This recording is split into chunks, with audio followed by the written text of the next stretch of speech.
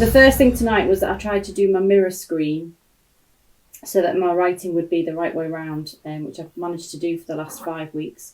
But tonight, it turned me a very minty green. I don't know whether this was a plan of Nicola's to make me turn minty green, but I thought I'd better not, as I did look a bit ill, and I thought that wasn't a good idea. Other people watching, Helen Morell, hello there. Hi, Lorraine Hall, lovely to see you. So those of you who don't know me, and I do appreciate the people that are checking in every week, and then people are telling me that they're watching it on replay if they've not been able to watch it live, which is great to hear that what I have been talking about for the last 6 weeks has been of some use, and if I can help you with anything tonight. So I know that Lucienne has asked me about any when you get a lead and it's gone cold, if there's any tips on that. So I'll try and cover that off within this tonight. But what I thought was the best use of the time tonight. This is the last live that I'm doing. So I'm Moira. I'm part of the Mint Business Club steering group.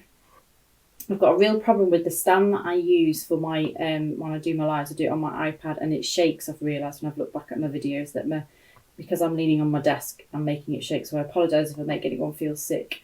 But as part of the steering group of Mint, I help deliver some of the training. So for me, my expertise is in selling. I've been selling for over 30 years, which scares the hell out of me when I think of that. But I started selling from, I think, my first Saturday. I used to help out. My mum ran a club for people who'd had speech-affected strokes. And so I used to have to, well, I didn't have to. I used to like helping her with that and coming up with the things that she was going to do. And the people, it wasn't really a selling job, that, but it was, we'd go out and we'd do shows. So kind of local fairs and things, we'd go out and we'd have a stall there and be telling people, just spreading the word about the fact that this service was available, and it was a free service.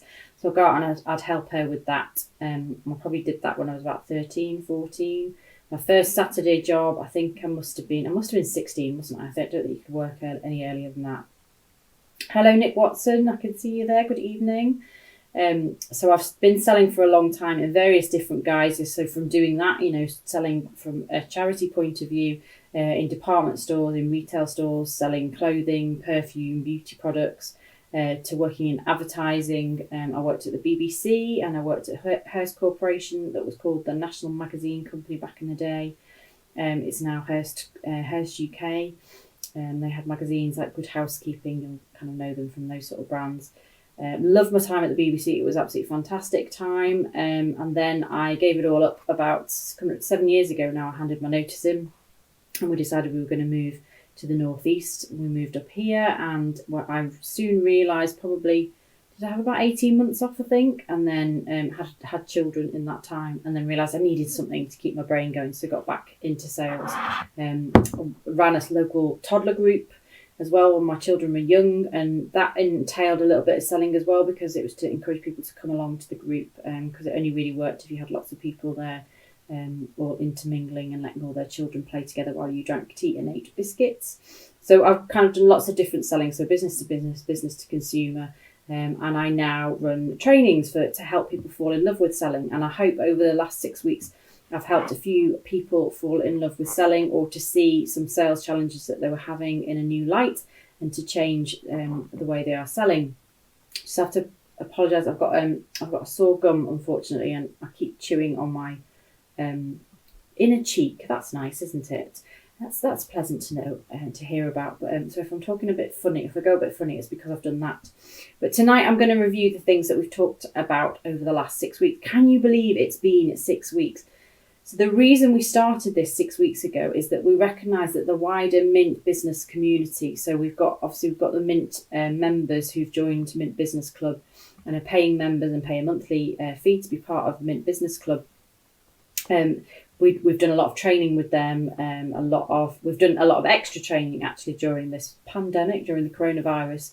But we didn't want to forget the wider Mint business network, because everybody's going through such a lot at the moment. So Nicola's been doing her daily dose of Mint positivity every morning at 9:35. If you've not caught that, then give that a go tomorrow.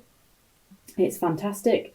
And I've been coming on every Monday night just to do an hour's training on, well, not training, but talking about selling, because right at the beginning of this, everyone went through that really awful I mean, the term has been coined and it's brilliant, isn't it? Corona coaster. We are on this Corona coaster, and we're still on this Corona coaster because it's still very unknown.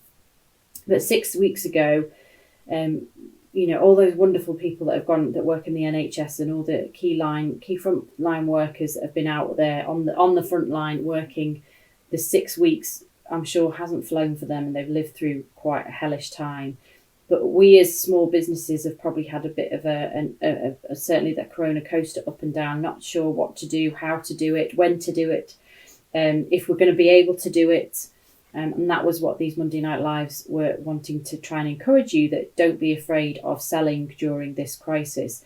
So 6 weeks ago, we very much talked about that, to sell or not to sell. I do this every week. I take my watch off. There we go. So that I can keep track of time, and then I'll lose my watch. So sorry, apologies.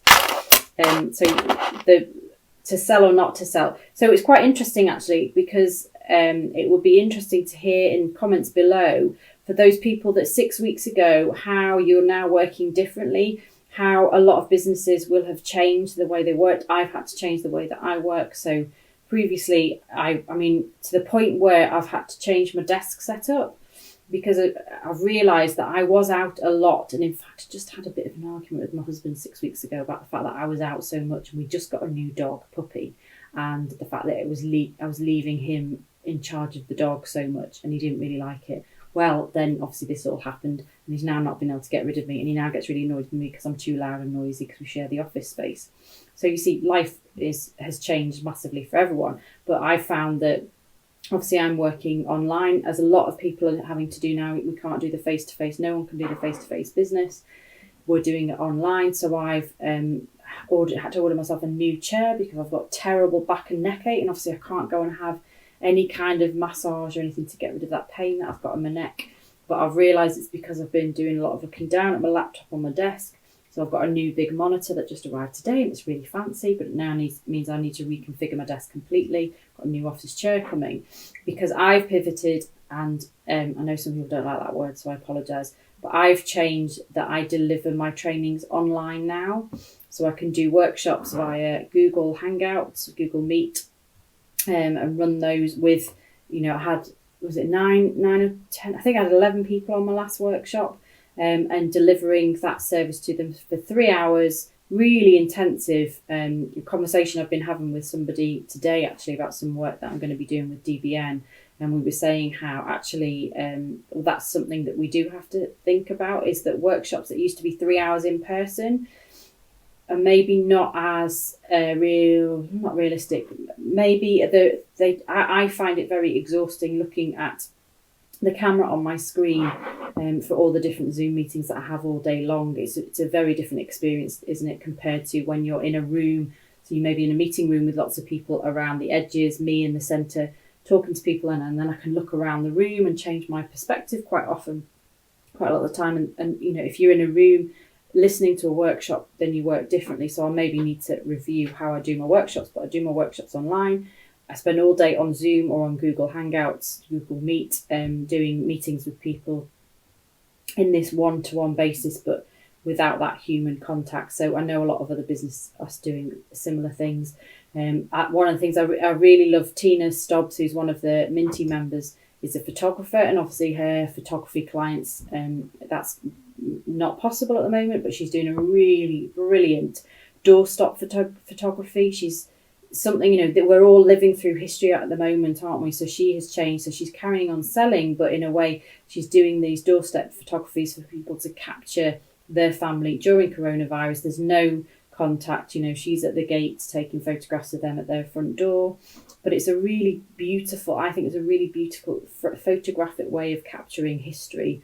And those pictures will be cherished for a long time. And just think about, in 30, 40 years time, they'll be used by archivists to do history lessons with children. Just like at the moment, I have been talking to my mum, who was alive during VE Day. She was actually in London. So most people children got evacuated out of London. My mum got evacuated in because she had some relatives there. It was bizarre, from Liverpool. And she can remember going down to the Mall and all the the crowds and everything. It's really fascinating speaking to her about that. The only photograph I've got is of her of that time, but it's not at the VE Day celebrations. But people are asking, can they see that photograph? They're really interested in seeing it because it's a piece of history, isn't it? So in this 6 weeks, we've all probably changed the way that we are selling. And I think people were a little bit afraid of selling to begin with. And I hope that people have got into a groove and have realised that there are different ways of selling. So, hello, Darren. I've just seen that I'm having to look at my phone for who's online. So, Darren, lovely to see you, and Phil as well. So, Phil Benton is a photographer, another photographer as well. And obviously, he can't get out and about, but he's got beautiful landscape photography, and he has made sure that he's got gift vouchers that people can buy, either digital gift vouchers or physical gift vouchers that he can post out to people. People who produce, Joanne Rowland is an artist, and she's produced cards that she can send out directly to people. She also has changed her beautiful artworks into cross-stitch patterns, and she's been selling them on an Etsy shop. So I'd love to hear of all the different ways that you've changed your business in the last 6 weeks, and how you've carried on selling, and how you've possibly changed your mindset around selling. Because I talked about profiteering from the pandemic is not a good idea. Nobody would like that. I saw not an example of profiteering at all, but just a very strange. So Vistaprint, who we all know for cheap business cards and things like that, although you can get them from local businesses that can do much better jobs for you. Stewed Apple Graphics do my stuff for me, and they're in concert.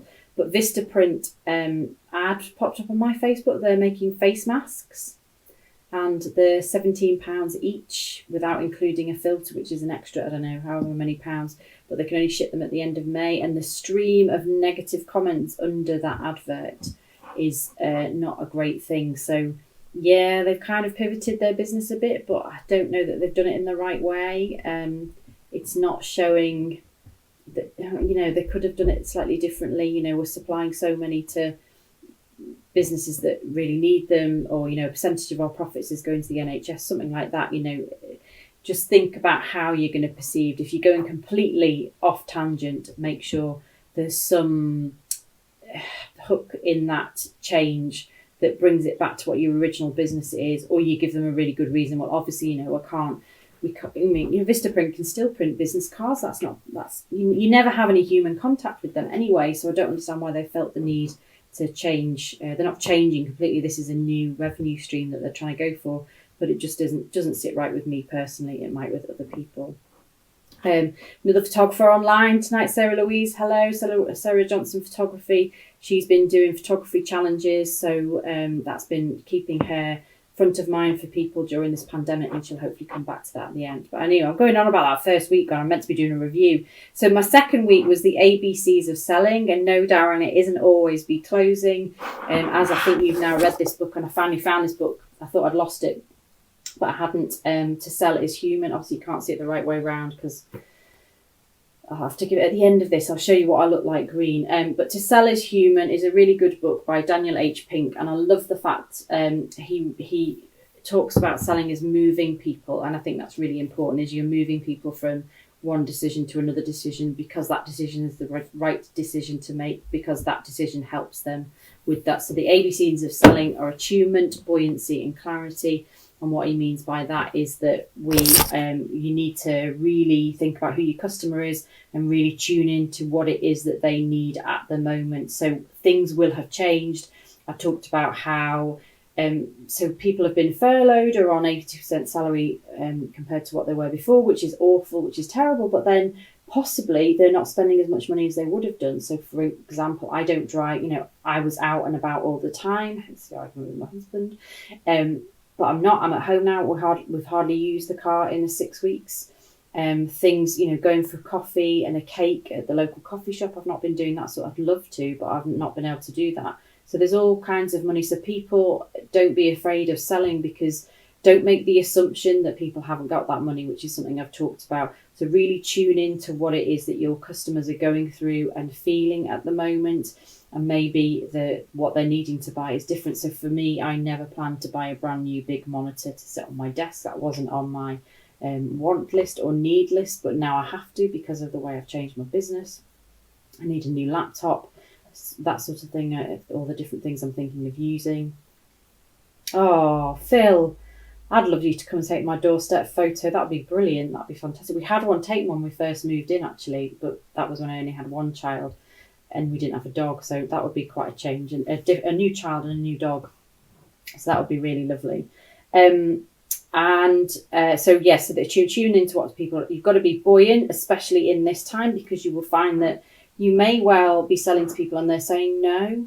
And that's okay. That's okay. Those no's will take you towards a yes eventually. But also those no's might be no for now, because maybe even, the fact that on that furloughed from the business and they're not spending on petrol and things, but things might be hard and there might be things we don't know about that's stopping them from being able to buy things from you now. So the no's will come. I think Dan Pink talks about the ocean of no's that you will get, and it will be an ocean of no's, and you've just got to remember that with those no's, for every 10 no's you'll get, for every 9 no's you'll probably get 1 yes. So just go for no. And Catherine Forte and I talked about a great book that we both read called Go for No. So get that one if you can. So that was week 2, the ABCs of selling. Week 3 was talking about customer journey. So I think it's worth reviewing this again. 6 weeks is a long time, especially during what we're going through and what we've gone through. We're coming to the end of it now. So I know Nicola talked about it in her daily dose of positivity this morning. I only caught some of it, unfortunately. But what are you doing now to get ready for when this is going to progress? I'm not going to say end, because I think we're a long way away from that. But when this progresses on to the next evolution of whatever it's going to be, and we are able to do things, we are able to maybe go out and have things done, what are you thinking about how you're going to work with customers? So, for example, Lauren McWilliams, again, another photographer, they're all photographers, aren't they, was talking to me this morning about she's got a kind of social distancing policy that she's implementing, and she's telling all her customers about, because she wants her customers to know it's for her own safety, but it's also for their safety. So she wants people to know that if they come to her and use her photography business, then she's going to make sure that everything is in place that's going to allow that to happen safely. Gemma Phillips of Beauty Kinds, Gemma Phillip of Beauty Kinds, has been asking her customers about the kind of PPE that she's going to use so she does nails. We're all desperately missing our lovely, beautiful gel nails that she does, amongst many other things, and she wants to get the opinion of her customers. So she's asking them outright, what is it you're expecting from me, in terms of, she always wears gloves anyway, but she now, do people expect her to wear a face shield, or will they be okay with a perspex shield between her and her client?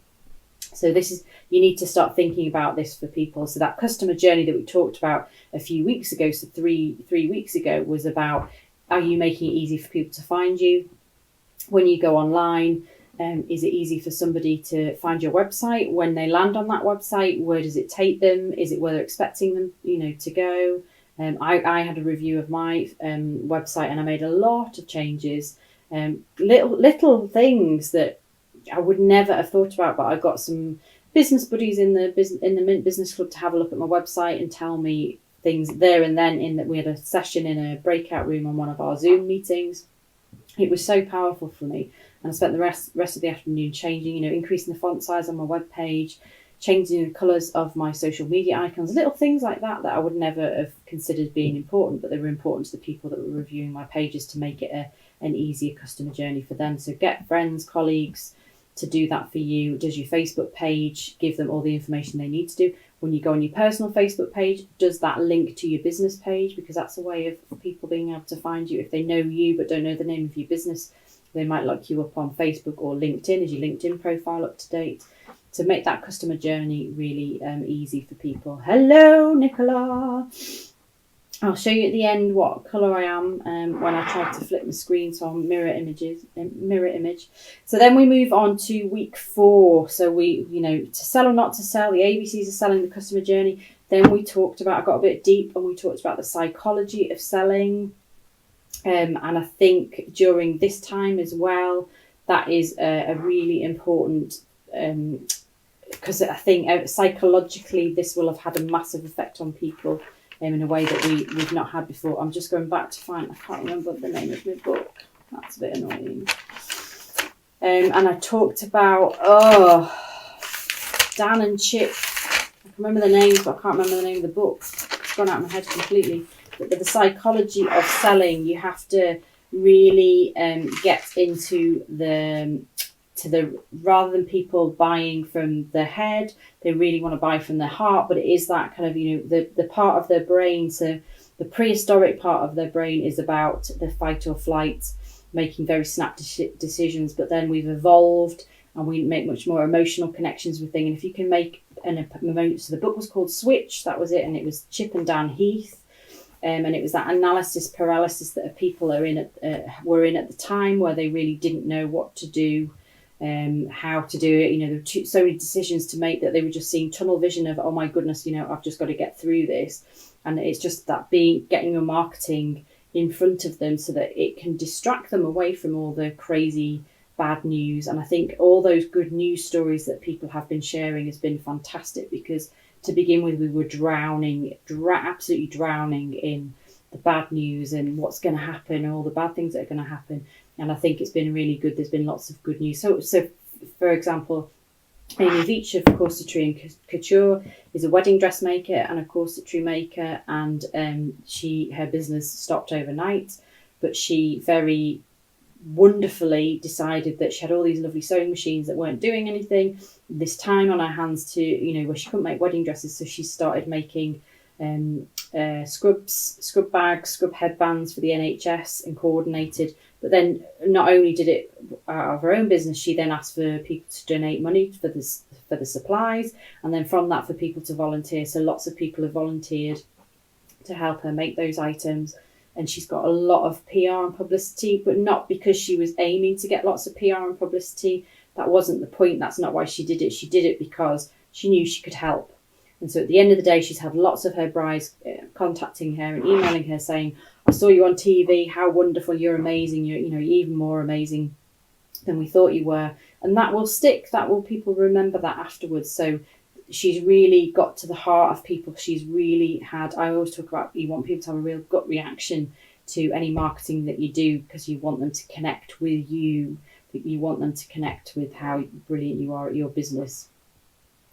So that the psychology of selling, that was all about engaging that part of people's brains so that they will come back to you when this is all over. So as I say, they might be saying no at the moment, but it might be that they're going to come back to you as soon as they can and they're able to.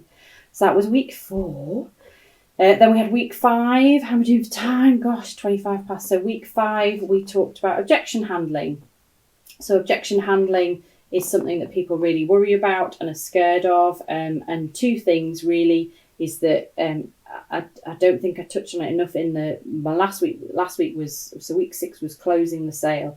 And a good way of actually closing the sale down is to ask, when you know you're at the point where you should be asking for the sale, closing the sale down, is to actually ask, is there anything I can clarify for you at this point that I might not have made clear to you? Because that can actually stop people from objecting in a negative way. Not that it is, but you perceiving it as a negative thing. Because they might say, well, yes, actually, I'm not really sure how this process works and I don't think it's going to work with me. So then you can go back to that point and reiterate how wonderful you're going to make it for them. You're going to make it really easy for them and you're going to work with them. And so that stops that objection in its tracks. But if you do get objections, be that the biggie that everyone does, which is, I can't afford you, don't take it as that's it, that's the end of the story. It is not the end of the story. It is an opportunity for you to stop, pause. I always tell people to pause and then to listen to what they've really said to clarify what it is that they mean by that. So you're too expensive. Well, what are they comparing you to? That whole don't compare an apple to a pear. Make sure that you understand if it's on their point that they can't afford it at the moment.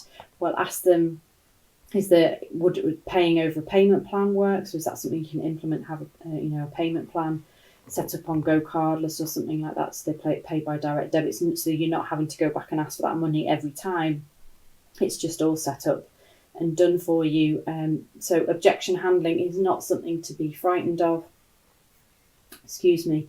It's something to see it as a buying signal. So an objection isn't an outright no. If an objection is more than a no, if you get more than a no, then that's actually them saying in a very subtle way that, sorry, there's part of this whole process that I've not really understood, and you need to clarify clarify what it is. So you've got an opportunity to go back and sell a bit more. So don't be afraid of objections. Closing the sale is something that we talked about last week, different ways of closing the sale, and I gave you lots of different examples of how you can close the sale. Mine tends to be, because I tend to work on things I'm quite passionate about, is a bit of an assumptive close. So if you have a brand or a product or service that you are very proud of, you're very confident in that it will help someone in their life, and that's another thing that Dan Pym talks about is, if you can genuinely see that you're going to make someone's life better, then you should be getting them to move, selling to them, getting them to buy from you, because if you can make life better, then that's fab. You can tell I'm running out of steam here, sorry. My jaw is starting to really ache. I need to take some more painkillers.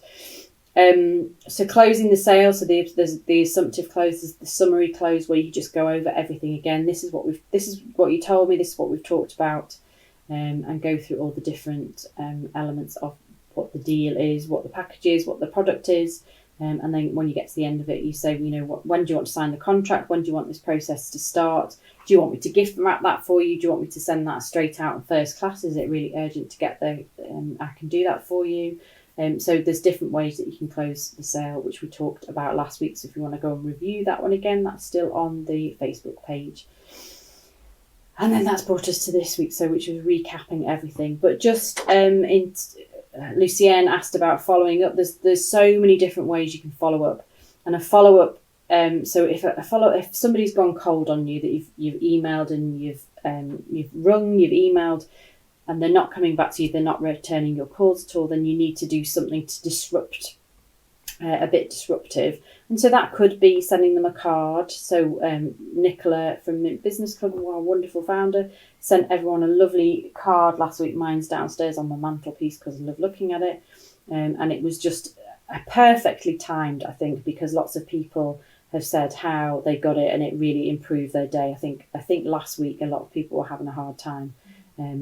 We've gone through 6 weeks of this, and it's getting to the point of summer holidays last for 6 weeks. Come on, let's be done with this. It's still going to go on for a while, but I think doing something that really interrupts somebody's day in a positive way is a good way of reminding them that you're there. So if you know your customer and you found out lots of things from your customer from that right at the beginning of the sales conversation when you're getting to know them, make notes of things. We talked about CRM systems in the Mint Business Club last week. I've still not got one because I still can't find one that I like. So I'm still writing things down, which is not the most efficient way of doing things. But you need to try and remember something that they liked, whether something that they've mentioned. If you see an article, just forward it to say, "Oh, I saw this and thought of you." So there's lots of different ways that you can follow up that aren't necessarily a phone call or an email saying, "Are you going to buy this? Are you going to work with me?" So different ways, because there's lots of times where you'll find somebody will say, "Gosh, I just got that from you today. I was just thinking about you and how I've not got back to you," because you are on their to-do list of about 150 things and you might be, thing 76, and it's going to take them a long time to get to you. So help them out. They might need your help getting that thing ticked off their to-do list. So I've got lots of these ideas on my website, which is moirabarnes.com /blog, and my hints and tips in there. And there's one in there that's about the fortune is in the follow-up, and I give you, I think it's about 39 different ways that you can follow up with people to keep that sales lead warm.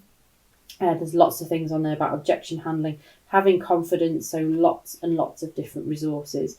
But also, if you go back over in the business support from Mint's Business Club page, you'll find these videos are still on there, and they'll stay on there probably for a bit, so you can go in and have a look at any of those weeks that you might have missed that you think they might be useful for you.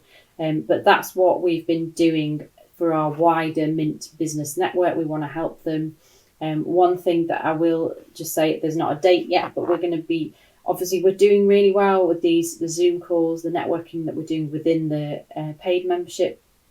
It's working really well. The one where I talked about my website, and I went into a Zoom room with 3 of my colleagues from Mint Business Club, and we looked at each other's social media channels and looked at my website in particular that week, which was so helpful.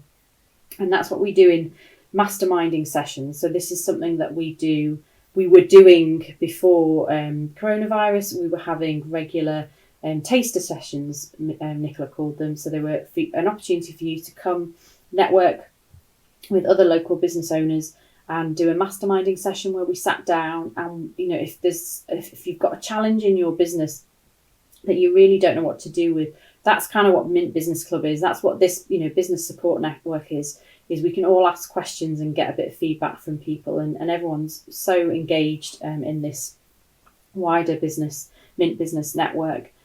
So the masterminding sessions are that times 100, if you like, in a very intense 3-hour session. We've been doing those in person, out and about in the area. We were going to do one in Teesside, literally the week where everything started to shut down. We were due to have one in Teesside. I think we were going to have another one in Concert. I can't remember. So obviously that's not happened. We've had this 6 weeks of trying to get used to what is going on, and we recognise that maybe this is something that we can do online, because we've been practicing in our own with the club members, and it's worked really well. So keep an eye out for that. So that's something that's hopefully going to come up this month, is a taster session, a kind of masterminding session for non-members to be part of, and that's free. So it's a free session to be part of, and just to get a taster of what it means to be a paid up member of the Mint Business Club. Obviously, I'm on the steering group now, but the only reason I'm on the steering group is because I believe in this club so much. It's helped me so much in the 2 years I've been a member of the club. It's kind of like that, Victor Khayyam.